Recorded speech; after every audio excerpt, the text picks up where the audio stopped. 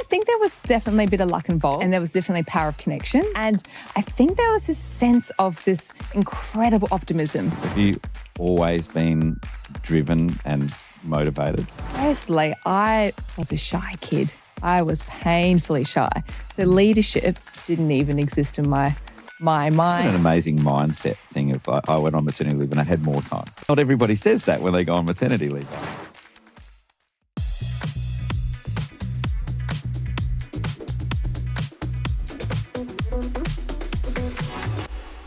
Okay, let's get underway. And this is our first podcast, and I'm really excited to do this with you, Milly. This is sort of been something that's organically evolved, but from the first time we spoke, this seems like a logical progression to what we're doing because of the conversations we've had about leadership and where we're going. So I'm really happy to be doing this with you. Yeah, thanks, Paul. Give us the who is Milly and what do you do? It's funny to think like, who am I? Like it is always such a difficult one because you immediately want to jump straight into what's your business and what do you do for work. And that's naturally, that's the first thing that comes to mind is I am a co-founder and director of MILCO, which is a brand and marketing agency. But I'm more than that. You know, I'm also a mum. I'm also, But then you kind of stop there. Like I feel like, and I'm really curious with the leaders that we're going to be interviewing, is that going to be a recurring theme? Is like business, family. Who else is there around that? So essentially I'm a 34-year-old business leader for a small marketing agency. We're pretty driven and we work with some really, really inspiring and impact-driven clients. It almost, isn't it funny when people describe themselves, particularly, perhaps it's an Australian thing, we sort of go, oh, we're this, as opposed to if in the States, there would be, if we said, who's Milly and she runs a brand and marketing agency, to be like, boom, boom, boom, I'm Milly and I'm the best one ever. It's like, well, yours like, oh, I do this thing and I like being purpose-driven. But what you're doing is amazing because you're doing so many things and you do it with this really calm, smiling approach to doing, but it's really good. You started MILCO as a side hustle. Yeah, I started MILCO as a side hustle back in 2020 when I realised that businesses really needed to have an online presence, especially the small businesses who were really drowning. So that's where I was like, and I started doing it for free. I did all my logos, website, everything for free because I just really wanted to help them. And my brother was just like, sis, you can't do that. There's a business here. And then at the time I was working as a full-time marketing manager for SA Care, which is an incredible disability services company, and then went on maternity leave, started building up MILCO when I had a little bit more time and realised it was attracting some really decent, beautiful clients. And then I realised, this is actually where I want to go. And then that's now probably been 2.5 years full-time, MILCO. Yeah. Isn't it an amazing mindset thing of I went on maternity leave and I had more time. So I decided to do something extra. I know. Not everybody says that when they go on maternity leave, right? I had more time. I know. I definitely was not the, and I don't think I could ever be the stay-at-home mum, which is amazing. I have so much respect for mamas who want to take a full year off or more for maternity leave, but I just got itchy feet and I just can't. Yeah. Yeah. I was told that I had to sit still last year for the rest of the year. And my version of sitting still was to start 2 businesses. So like from my bedroom and doing that, it was just sitting still doesn't mean you do nothing. So tell me, have you always been like this? So have you always been driven and motivated? I think so. Like if I go back to school days, I was always, the high achiever and wanted to do well, do a bit of everything from sports, music, arts, academic, and then wanted to work quite young. And then even I was babysitting and then turned that into an opportunity into a business called Kids on Canvas because I realised that there were parents who wanted nice photographs of their kids but also wanted that's into artwork. They were like beautiful, families that were, very stylish, wealthy areas. Yeah. And so I would turn the portrait photographs into like cool Andy Warhol style prints. And that became my first business. So I'd always been looking at opportunities. Okay, what's next? What's next? Yeah. So it's definitely, my dad's a bit of an entrepreneur, my brother too. So it's definitely in the blood. Yeah, sure. right. Yeah. My first business was in doing photography as well. Oh. But way back in the days when the newspapers the Saturday paper was really thick and the Wednesday paper was really thick. And the Wednesday one was thick because of all the ads for car yards, and the Saturday one was thick for real estate. And I worked in a photo shop, and as a side hustle working in the photo shop while I was at uni, this was the days when you processed film, and the car yards were coming in with really crummy photos, and I can remember saying to them, like, your photos, like the other guy's photos look heaps better than yours, and a guy saying, do you reckon you could do better? And I was like, yeah. Nice. And just sort of started taking, and I remember charging, this was back in the 80s, I earned $300 a week or something like that working. And then I remember saying to this car yard guy, I'll charge you $300 to come and take photos of your cars. And he said, yeah, all right then. I thought, far out. Are you kidding? How old were you? I would have been maybe 20, 21. Yeah. And just started taking photos of cars in car yards.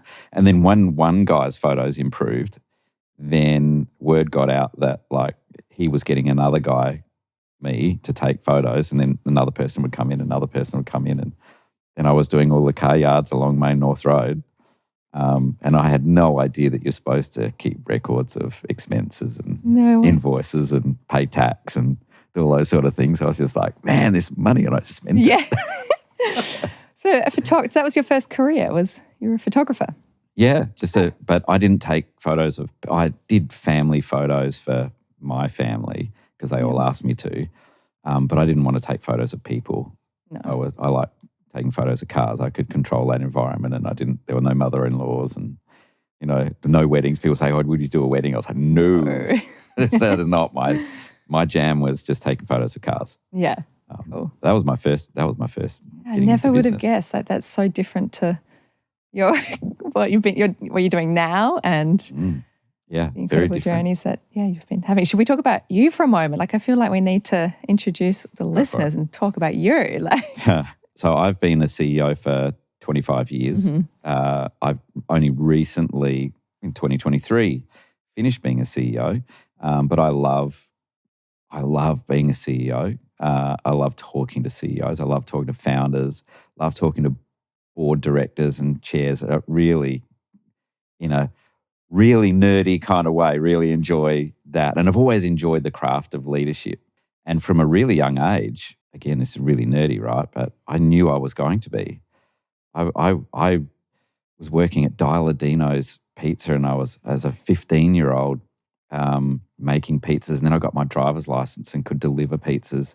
And then I would watch the guy running the store and said, I can do that. Can I, you go and I'll do it? And he's like, yeah. So, I was 16 and managing these other adults and kids, and I just loved it. And I knew that's what I always wanted to be. I remember working for a photo corporation in Australia, which was Pixie Photo and Portrait Place way back in the 90s. And saying to the then, the owner of the business, so I want your job. And I was 22, and I was like, I want to be a CEO, so can you tell me how to do your job? And he was a bit like, calm down. 22. But yeah, so I've been a CEO for all of that time. I guess I'm best known for running SYC for 18 and a half years, which is the highlight of my career. It was the place where all of the ideas I had around leadership and being a leader of people, I was able to just experiment with them all, and most of them worked. So it was cool. So that's why we're here, and I want to keep talking to CEOs and about being CEOs. But it's not founders who are CEOs. CEOs who are career CEOs. So we're going to talk to, in some of our future podcasts, we've got a CEO coming up who's a pro. That's what he does. He's not a founder. He's not an accidental CEO. He's like professional CEO. He's a professional CEO, and it's what he does. And you'll be able to tell when you speak to him. He's like, can't wait. He's all over it. And then there are CEOs who are like accidental CEOs who are founders of really great businesses and are really great people, and then they find themselves in charge of a business and they're like, I don't want to be the CEO. I want to run my great business. But all of the things that I don't enjoy now are part of my work. So we'll talk to some of those people and how they manage that. And what would be really cool, and I don't know how we're going to bring this together, but we'll work it out in future episodes, is wouldn't it be great if we could get the pro CEO and the accidental CEO in the same room and go, hey, how do you guys even talk to each other? Because what we'll find in our discussions with them is they don't sound the same. But they have the same title. And apparently they do the same job. So that would be really interesting. And both would have discover their own unique values. They both will have similarities, but both would have some traits that each other, could learn from, I'm sure. It'd be interesting to see what the similar traits are and what the different traits are. Yeah. Particularly around risk and risk appetite, I reckon, and conversely around attention to detail. I don't know. We'll see how that turns out. I wonder if the professional CEO is more of the risk taker. My bet would be not. No. Okay, cool. All right. Well, I'm excited. That'll be interesting. So we've got some guests coming up who are going to be all kind of different flavors and styles of CEOs, different origin stories of CEOs. So I'm excited to unpack that, and you're going to be in some of them, and you're going to leave me to do it solo on some of them. So over time, we'll get some really interesting information out of these guys, and hopefully we'll be able to share those learnings with our audience. Definitely. I'd like to go back because we've got lots of things in common, and this will be something that we'll be asking these other CEOs is like, when did they know? So you got into business really young, so from babysitting, but it didn't stop there, right? You kept starting businesses and getting into things. So tell me about that. Firstly, I was a shy kid. I was painfully shy. So leadership didn't even exist in my mind or vocab until probably maybe 16 or 17 when I was, I guess, elected to be a prefect at school. And that was like, oh, wow, people, my friends and peers actually voted for me to be a prefect. Like that was like, maybe I do have some leadership traits. So that was definitely a bit of a penny drop there. But still, that starting, kids on campus, I looked at it as a bit of a hobby. I didn't even look at that to really grow that into a business or anything like that. I did a year of architecture. Wasn't for me. Graphic design was always something I wanted to do, but I had quite good grades that I think my father was just like, you get to go for architecture, not graphic design. It's advanced finger painting is what he called it. Thanks, Dad. It's funny, I got into journalism because I thought I wanted to be a journalist, and communications back then. Journalism was really hard to get into, and you had to get good scores and all the things. And communications was what you did if you didn't get into journalism. And I did a year of journalism and went, this is not for me. Journalism was really interesting. I just found I didn't fit. So I went and I enrolled in comms. And it was amazing how many people said, oh, you've downgraded to comms. You went back to comms. I was like, I love it. It was so much better. Why is this a downgrade? But it was more suited for you. And just like same with visual communications, like all of a sudden I realized that, wow, you can communicate visually. Like that was like so powerful. And I really enjoyed that degree and realized there was such a power in that, like from campaigns to, some of the biggest movements in the world or ad campaigns or business growth has come from the most simple visuals or messaging. So I really could appreciate that degree. And then I went to co-found a startup in the Netherlands. Well, I became part of the founding team, let's say. I wasn't technically a co-founder. And that was my first taste into startup world. So hang on a second. You did university in Adelaide. Yeah. And then how did you end up in Netherlands as part of a co-founding crew? Ex-partner. Oh, there you go. Yeah, ex-partner. Yeah. So I followed him into the Netherlands, and it was his dream, his vision, his startup. Yep. So I helped him with the branding and setting up, the pitch decks and everything like that. Moved to the Netherlands, and that had a significant chunk of funding. One start of the year, 2 years in a row in the Netherlands. Wow. Quite a big team in the end. I think there was almost about 40 people within the team from across nationalities from across the world. Like, it was such a vibrant place to be a part of. How old were you? 22. Amazing. Yeah, 22 when I started that, when I moved to the Netherlands, yeah. And that was a really exciting ride. Through that journey, was asked to do some branding for another startup that was based in San Francisco. And it already had some funding from a Snapchat investor. It was a group messaging chat app. So I was like, okay, cool, I'll get into this. I was designing apps and, all of that. That was a lot of fun. The CEO at the time was an ex-Google guy, ex-Amazon. Like, he was, full American, just had a really interesting tech background. But eventually he said that startup world wasn't for him. He had a wife with a kid on the way, and it was just too risky for him. So he said, Milly, can you run this company? We've got all this funding. We've got this, this app that already exists, and we've got some users. Can you run it? And I was, at the time, I think 23, 24 when I was asked, and I was just like, oh my goodness, I don't even, but there was no other option. And they was like, no, you'd be great. You can do it. We'll help you on the sides. And so sure, okay. I had this whole philosophy, like, to say yes to anything that seemed remotely exciting. Was a bit of like that life motto that I live by. I was always like, yeah, let's do it. Start with yes. Why not? Yeah, start with yes. So I said yes. But the only problem was that that app was literally targeting drunken college kids. Like, it was a group messaging app that was did not sit with my values whatsoever. So essentially turned it around completely with the graphic designer in my team at the time. She ended up coming on board as a co-founder, who's a beautiful human being. So we turned it into something that we really felt was needed. At that time, this was about 10 years ago in the world, and that was essentially a social network for good. And it was just eliminating all the crap out there and bringing all the people in the world who are really striving to do good and wanted to connect with each other, inspire one another, share their stories, and just like, what are you doing that's making change as well? What are you doing? Oh, I'm doing this. Oh, great, I'm also doing this. So that was Boomcast. And it was, we were loving it. Like, it was, we had, Jay Shetty? Oh, he was my buddy back in the day. Wow. Before he became big.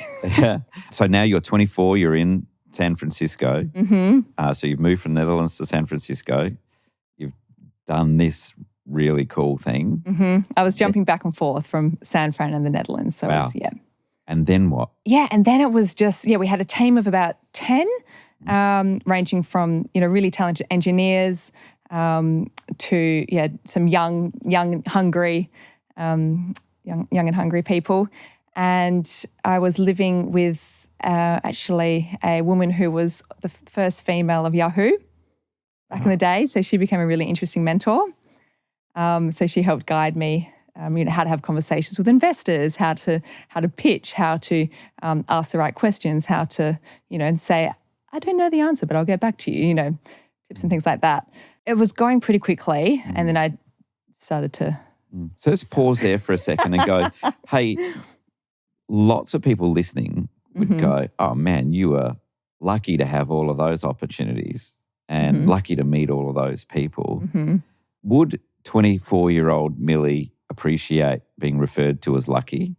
I think there was definitely a bit of luck involved, and there was definitely power of connections for sure. I'm thinking of 24-year-old Milly at the time because it sounded like you were working pretty hard. You were hustling pretty hard. Yes. You were delivering. And so most people don't ring 22-year-olds and say, hey, you can run my whole company because I want to get out of it. So you were working really hard. Were you lucky? I don't know, it was just doing it, enjoying it and going for the ride. Like there was a bit of both, like luck and for sure hard work. And I think there was this sense of this incredible optimism, like this deep like desire. And I genuinely thought that this platform could help change the world. I genuinely could think that like people and users within the app were helping each other out like all the time. Like I'm like, this could be it. Like I was so just like, wow. So at that level of when you're 24 and you just like, you know, have this insane vision that you totally think that it's going to happen. For now, I think 10 years later, it's, you know, a bit of a different story. But I think, there's a bit of that hunger. I can remember one of the things that I started I was part of a business, a water filtration business in Sydney. And part of that was to strike out on my own and start my own, and this burning vision that this was going to be a national franchise and it was going to be fantastic and all of those things. And my business then took off. There was we sold water filtration equipment. The Sydney water crisis happened. The minister said, you got to boil water or buy bottled water. You can't use a filter. We then sort of wrote to him saying, well, our filters are American and they're being used in Milwaukee during exactly the same water crisis they're having. So he named our product and we appeared on page 3 of the Sydney Morning Herald and the business took off almost overnight. And, you know, we did really well during that time. And I was 25, going on 26, and people said, well, you were lucky. And 26-year-old me didn't respond as nicely as you did. I really found it insulting. Did you? So I was a real a-hole about it. Yeah. My wife reminds me of that you know, back at that time. But I was, on reflection, older me is like, I was really I was immature. So on one hand was really mature because this was now my second business and I was a bit like you, working really hard and had achieved this success, but equally was really immature because I was so resentful of like, but I've worked really hard to be this lucky. I'm away from home. I moved away from home and did the networking sort of thing that you did and was just hustled. But it was interesting to then go how that played out for me, sort of going, not accepting that I was lucky. It was only when I recalibrated it as going, I was fortunate rather than lucky. But I was definitely fortunate. But equally on reflection, that response, I was like, I was really ungrateful though. I was ungrateful that, you know, you have that, for me anyway, I had that immature sort of, I did it. So I didn't, I was part of doing it. And yes, I gave it energy, but lots of people helped me. And I had no idea how offensive my ingratitude was because I genuinely thought, it's like, these are people I knew all sort of going, you're lucky. And I'm like, lucky. Oh, you should have, my language was a lot thinner than it is now. But it's interesting but you perceive it as luck and you're pretty comfortable with that. Yeah. I think it was, luck, connections, hard work, just being fearless also. Yeah. Definitely being fearless and just not looking at any of what are the consequences of this or what are the risks involved. It was just like, let's just do it and give it a go. And was that what you would say to if your 16-year-old self, would you, if you were already fearless, what advice would you have given your 16-year-old self? Sounds like your 16-year-old self is rocking it already. Yeah. Well, but my advice would have been, like, I think as a 16-year-old, I was, half my head was just wanting to go and be at parties and be with boys and drink. Like, so, but the other half, like, I wish I could have said, like, oh, you've got such a good idea with this business. Just, go for it. Like, don't, waste your time. You don't need to be, mucking about at parties. Yeah, go for sure, have fun. But, this is a really good opportunity. You did go for it though, didn't you? I did, but I gave it up. Like I didn't, commit to it. And it was just like something that was like, oh, yeah, this is going well. But I didn't appreciate or realize or acknowledge actually the potential of it. I was like, oh yeah, cool. All right, next, move on kind of thing. Well, physiologically, the front part of the brain that sort of has insight and identity and all of that sort of stuff hasn't finished forming. So it's not true, yeah. really surprising that you would go, I don't recognise this as an opportunity yet. Yeah. Until later. Yeah. So where you are now, you just talked about risk taking, nothing to lose, and I took risks and whatever. What would 16-year-old Milly say to you now? What advice would she give you now? Yeah, no, that's a really good one. I think it would be to stay like in that mindset, a bit of being fearless, going for things, taking opportunities a little bit more. I think now that I'm 34, I'm definitely more in the comfort zone for sure. Especially, when you've got a family, you've got a mortgage, you definitely, I'm in this like comfort kind of, life is just really nice right now. But, if we want to grow and, go for things, and then there needs to be a certain amount of 16-year-old self to just go for it, try it, come on, be a bit more ballsy. Yeah. How do you resist people trying to suppress that 16-year-old? You've got that drive and that comes out in all sorts of commentary from people. And how do you resist the temptation to conform to expectations and sort of go, oh, well, I'll lower my expectations? Have you always been someone who's had high expectations? Not necessarily, but I've always been someone who's easily suppressed and will do if someone says, actually, that's not a good idea, I won't do it. Or if someone tells me, go for it, I'll do it. So it's, succeeded. Yeah. Yeah. Well, that's where we have lots in common, but not that. Yeah, yeah. I'm the opposite. If you tell me I can't do it, it's like, challenge accepted. Now, go for it. That is my outburst of little man syndrome that's come out from always being the shortest, bespectacled sort of guy. Is like, if you tell me I can't do it, that's exactly what I'm going to do. That's awesome. That's awesome. I don't know. I think sometimes it's a blessing and a curse. True. But I think that's how I've been successful throughout my career. There's just these two words that in my head all the time is refuse and decide. And it was one of those things where we don't teach kids in school about decision-making, like the structure of decision-making and how to make decisions. And when I discovered, just through management training and going to the company directors, and they've got a whole unit when you do the company directors course on decision-making. And it's just like this light bulb moment of like, why are we not teaching our kids how decisions are made, how you do problem analysis, how do you do root cause analysis, and then cost benefit, opportunity gaps, performance gaps? How are we not teaching that as a logic? Because it's such an important skill to give people, particularly young people, to go, here's how you decide. Because so much torture and stuff happens when people don't decide, and then they don't decide, and then other things happen and they don't decide about that, and they go, I don't mind, or they wait for other people. So true. I'm just thinking, like, I was the most indecisive child growing up.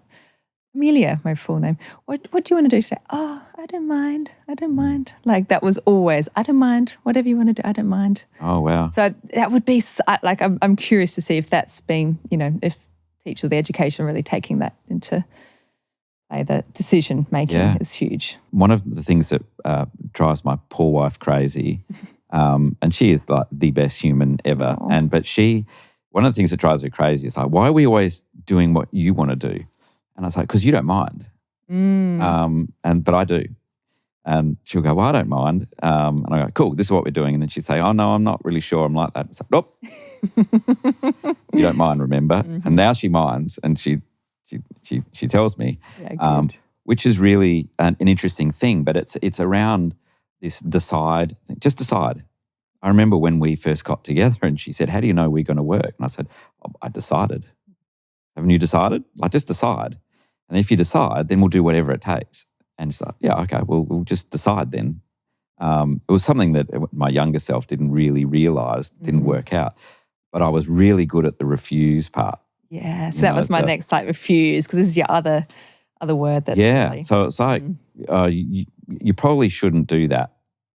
I refuse to accept that. One of the things that I have always struggled with through my entire career is I just refuse to accept mediocrity. And that upsets a lot of people because that sounds arrogant, apparently. But I refuse to accept that as well. Like, it's not arrogant. It's like, how could you – I'm white, male, live in Australia. My parents loved me. I was like, how – like, I'm starting from the top shelf. So how on earth can anybody not want to do the best that they can with what they've got? If you don't, that's cool. Like, if you're a settled soul who can be happy with that, I kind of sometimes I look at people like that and think, oh, I wish I was a bit more like that. But that only lasts about a second, and then I think, nope, now what's next? Let's go. Yeah, let's go. In my 25 years as a CEO, one of the hardest things to find was a consulting and advisory firm where they'd actually been CEOs. I created CEO Advantage to be the advisory firm I was looking for. Go to ceoadvantage.com.au and find out how we can help you and your team be the best in the business.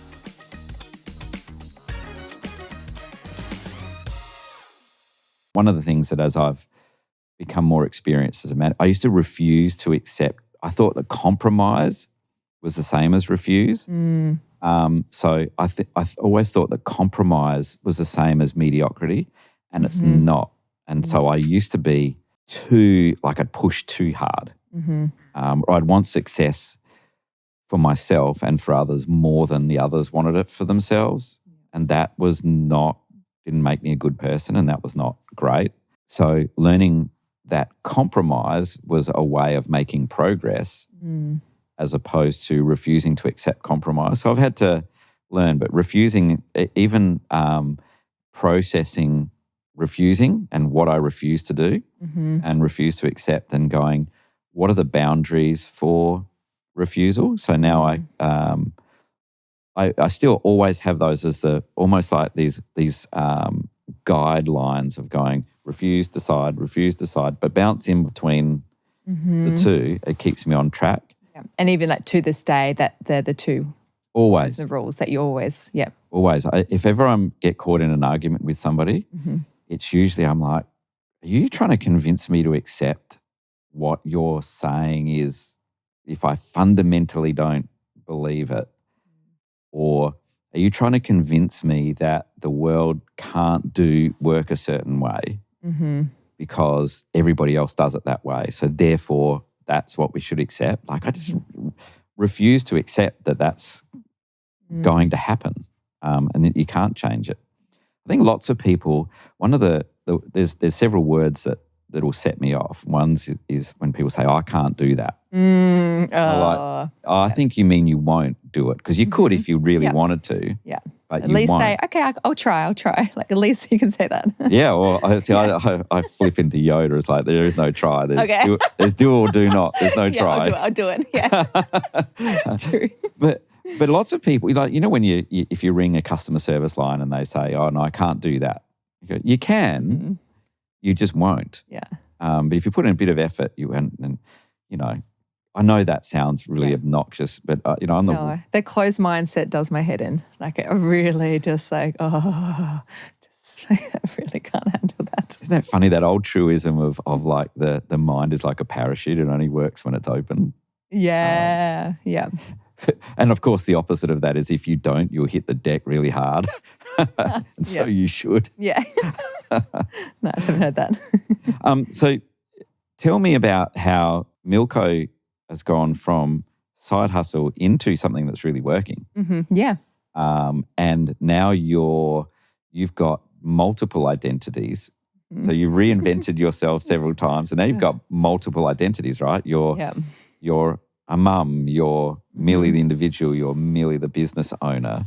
How do you manage all of those identities now, and what's your vision for what that turns into? Yeah, interesting. Well, I think like where we are now, like is the most authentic place I've felt in my life so far. Like this is the most, like we're not, you know, when I compare back to the startup days, it was just like, go, whoa, crazy. Yeah, go and do this and like, got to make this much money here. And it was so intense and also unrealistic, and the vision was unrealistic, and everything was just a little bit too much. So now it's like everything seems way more authentic. Like I can balance everything. I can, you know, we purposely don't send our 3-year-old to full-time childcare so we can make sure that, you know, we're still present with him, you know, to at least, you know, 2 of the days of the week and things like that. Like we still make sure we enjoy being at home. We enjoy our little funny staycations to Harndorf. We enjoy like, you know, just a bit of just that grounded, you know, I love my yoga, or I love we like eating well. Like it's just a bit of a, like, yes, we want to grow MILCO. Yes, we want to, but I really love this concept of organic growth at the moment, grow with the flow. Just grow with the flow. Like just you're going to keep growing, but, you know, we don't need to be the best brand and marketing agency in a year's time. Like we're growing well now. Let's keep growing with this flow and just keep taking it up a notch little by little, and then a little becomes a lot, you know. Do you want to be the CEO of this MILCO empire, or do you see it there's more evolutions of you as a leader in that? What? I'm really not sure. Like I feel like when I picture a CEO, I picture someone who has to manage a lot of people and operations and just do a lot of things. And I quite like kind of being on the outskirts and just more on that, okay, what's next? I think if MILCO was to grow, I would probably hire a CEO. Or my husband would be the CEO. He's quite a good leader. He's Dutch, he's direct. Yeah, he'll say it how it is. I'll be like, Is that what CEOs do? Yeah, well, that's true. I don't know. I'm just so curious for this whole show.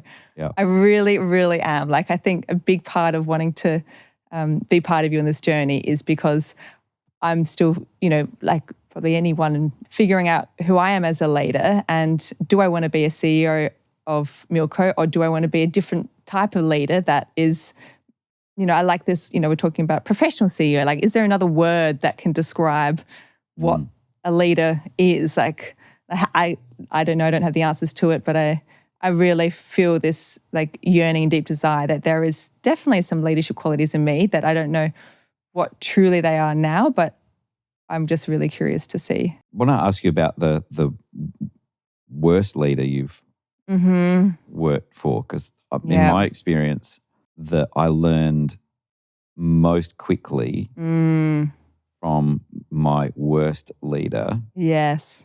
What the limit to what I wasn't. Like I learned really fast what I wasn't going to be. Right. Yes. And then the trick was to then work out what's the alternative to that. How do I not be that? Who was the worst leader you've seen, and what were the things you took away? You said, I'm not doing that. Yeah, well, this is the end of the startup in San Francisco I was running. Like, and it came from the worst leader that was the startup in San Francisco. Yes, like I was saying before, the culture startup world, absolutely amazing. Like it was just so much fun, but there were lots of lies and lots of deception to investors. Just making up numbers. This is how many users we have. This is how much money is coming in. And that was what eventually he was trying to put onto me when I was running this startup, because he was the chairman of it. And also the investors who had invested in his startup had also invested in my startup. So, and that was kind of like the start of the end, because it did not, these lies just did not sit right at all. It's interesting in that environment, in that world where you've got seed investors and VC and fast tech and all of that sort of stuff. you even framing it as lies, did you get pushback about even think, because it's not really lies, it's kind of ambition. There's kind of almost this what I call +5ing of the language. It's like, no, that's misleading. So it was the fake it till you make it.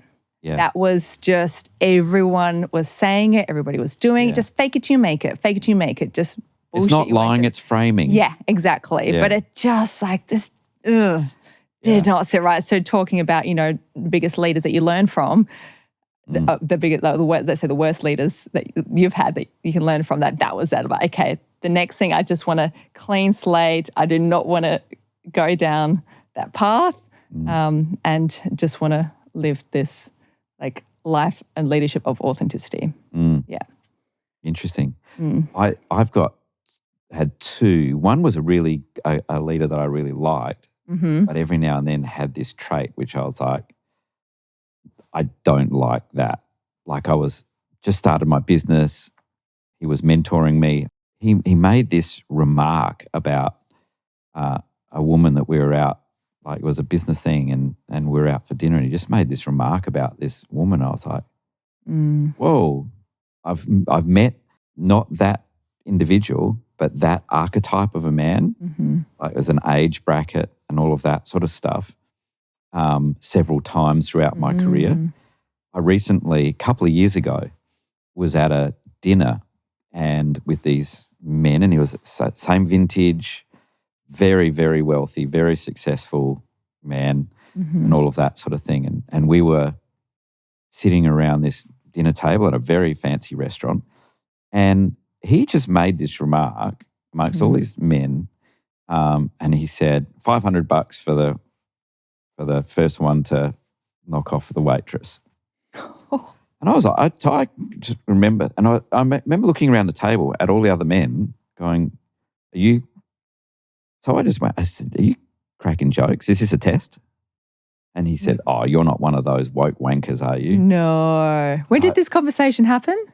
Where? Or when? Oh, only 2 years ago. Only 2 years ago. Yeah.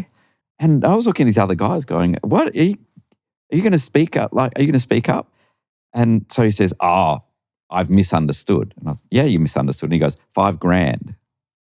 Oh my God. Like, what are you talking about? And what were the others doing? Did they? Nothing, laughing, like this nervous sort of, yeah. Guys, seriously. Yeah. And then, so the conversation then, they sort of try to diffuse it and whatever. But and he says, and then his next thing was around saying, I bet you've got a female HR manager. He goes, I refer to HR management as human remains. It's like, it's all about this soft sort of slackers. I was like, how, wow. But I'd met not that man, but that kind of man early on in my career. And it was in that moment only 2 years ago, so nearly 30 years after the first experience of it, I remember going, I'm never want to be that guy and I'm never going to do business with that guy. That whole conversation was supposed to be a conversation about a merger and acquisition conversation. And I just came away from it going, no, we're not. We're not. But it was interesting. By the end of the night, he kept at it. Like he kept saying, you're a woke. And I said, it was funny how he referred to me as a woke wanker. And I was like, mate, out of the things out of the names that are going to get called after this conversation, woke wanker is not the worst. So I'll take it. Is that what you said? Yeah. And I said, I don't know what. I don't know how we resolve this. Do we now go outside and have a punch up? Like, how does this work for you?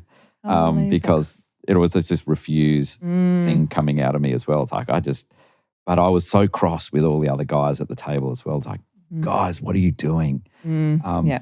But again, I wonder, that's been a theme throughout my leadership career is this, it's kind of like a double-edged sword. It was one of those things where I've always, I don't know if you've had it, but I've regularly throughout my career had these moments where I wake up in the middle of the night going, no, did I say that? Oh, no, why did I even start? That was such a bad idea. What, Are you an extrovert? No, psychologically I'm an introvert. Okay. So my battery drains when I'm doing this. Yeah. I'm fairly driven. My wife would say I'm driven. But I'm also pretty ferocious if you're like, for this guy, I was like, I'm not going to sit here and let you say that. That's just ridiculous. Yeah. I'm pretty ferocious when people say they're doing things that they're not. So they're what I call glad handling. Mm-hmm. I've sat on lots of committees with lots of very educated and sensible, powerful people saying that they care about homelessness. Mm-hmm. And I'm like, your mouth is moving, but I don't know that you actually do. I was like, oh, it's outrageous, but we're collaborating. And I was like, I don't reckon there's a single young woman on the street of Adelaide who's homeless who gives a rat's ass that we're collaborating. Mm-hmm. Like, what are we going to do? Let's decide something. Let's decide one thing, do one thing, because I don't think collaborating is the thing. Mm-hmm. And then I'd get this, is there another way you could have framed that so it was less offensive? I was like, is it my job to worry about you being offended? I'm offended by youth homelessness. I'm offended by injustice or inequality. I'm also offended by people who are lazy, who make excuses. I'm motivated by, as a 10-year-old, my youngest brother was born and my mum was told that he would not speak and he would not talk or walk or do anything. And back in those days, you put him in a home and you had another one or you forgot about it, but you didn't really. And you probably get an insight into where I get refused from. My mum just said, well, that's not going to happen. Took him home. And Nathaniel, my youngest brother, has worked at Bedford in their Parks and Gardens division. He just received his watch for his 25 years of service. For a person who can't walk or talk or not supposed to, and we're supposed to have forgotten about, cleans up Linear Park and loves it. If there's a thunderstorm and tree branches coming down, he is like, it's going to be a mess down there and I'm going to clean it up. But I can distinctly remember as a 10-year-old going, well, that's really feeling this sense of like, well, that's my childhood done. I'm going to need to be independent. But equally then when I see people who are eminently capable of doing things saying, oh, I can't do it. Like, Nathaniel can't do it. But he does. Yep. He's got all the reasons, all the excuses in the world and doesn't use a single one of them. He shows up to work with a smile on his face and he does it. So what's your excuse? And I think the art of my leadership throughout throughout my whole career has been able to moderate my intolerance.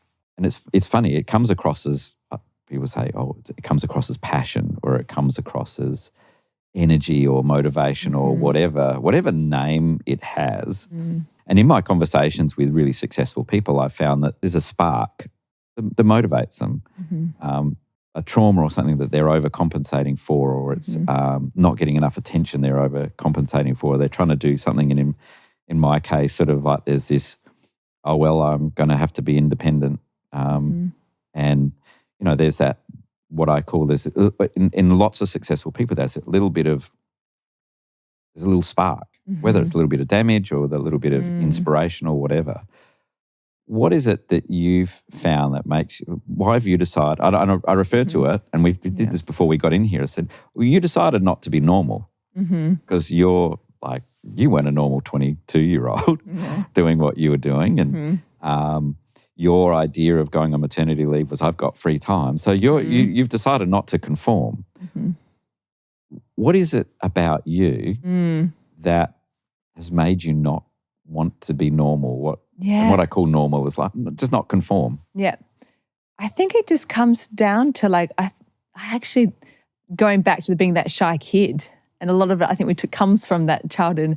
I thought I was the most boringest person in the world. Who would want to interact with me? Who would want to talk to me? Who would want to listen to my stories? So I think it probably came from that, I think. And when I got a bit older, I was like, oh, I'm going to do something different. Like I'm going to just, make my life interesting. And I had a great life in childhood, but there was still something in me that I'm like, I'm going to just spice things up a little bit and do something differently. Could just be from that. But I really don't know. I probably was from that. A lot of things come from childhood, don't they? Yeah. Like we were talking about before about Tyson tell your story once now. And I imagine, which in my mind, you have this vision to transform the entire human services sector through your way of thinking, through this new concept, which is just massive. And you're doing it. Like you're already setting up these meetings, speaking to government, and you're already doing it. But going back, like thank you for sharing your story about your brother, Nathaniel. Like probably, would you say that Tyson has come from your experience of growing up and seeing how the human services sector works? Yeah, absolutely. It doesn't. One of the things that I think after nearly 20 years of running SYC, I got to the end of my career and we did some really cool stuff. And we served a lot of people and we innovated and we built houses and we did some really fabulous things. But what we didn't do was change the way the conditions work that trap people in poverty. In fact, and one of the things that I would regularly say that upset people was that we're part of an industry that thrives on disadvantage. It traps people in poverty. And I found it very hard to articulate that. But as I got to the end of my career, I decided that I got obsessed with this idea of why does the system work this way? And that wasn't necessarily helping me because you know how your brain, if you ask it a question, it'll come up with an answer. It's a bit like AI. It can also hallucinate and it'll just invent an answer. So why does it work this way? People start to explain it and justify it, but it's not going to change if you ask that. So then I was like, if it really worked, how would it work? When I asked myself that question, it was like this light bulb moment. It shouldn't have been, but it was this light bulb moment of going, I have sat in nearly 20 years of conferences and panels and workshops with participating in it myself, where we have unpacked and tried to problem solve, like, no, the system doesn't work. Let's fix the system. And we do it in this really worthy way, well-intended way. Let's fix the system. So what if you redesign the system from the ground up? If the system is not working, why are we trying to fix the system? What if we then said, and this is a bit like fossil fuels at the moment, like fossil fuels are not part of the future. So we need to move to a different future. Mazda was using hydrogen as a fuel in the 80s. But the oil companies made sure by buying the patents or whatever that never saw the light of day. Electric cars were available over 100 years ago. So this is not a new thing. Some of the first cars were electric cars. So this is not a new thing. So the power of existing inertia systems was something that I was watching and I was locked into as well. And I guess it came to that refuse and decide thing happen. I was like, what if we didn't work this way? And when I asked that question, I was like, well, I couldn't find a description of an alternative to that. So rather than write a paper on it, I decided to cartoon it. Yeah. And I went to a thing called a Think Smash that Datacom put on, and they had a cartoonist who taught me to cartoon. And in that process, I started to imagine how a system that worked would work. This was before COVID, before ChatGPT and all those sort of things. But I'd spent my whole time at SYC thinking about impact measurement and achieving impact and all those things.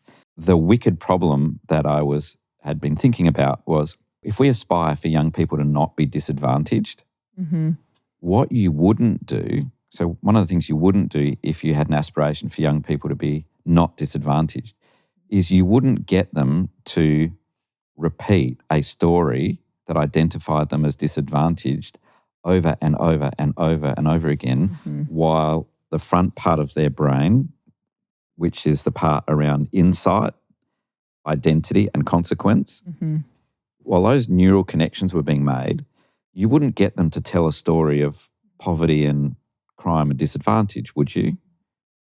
But we do.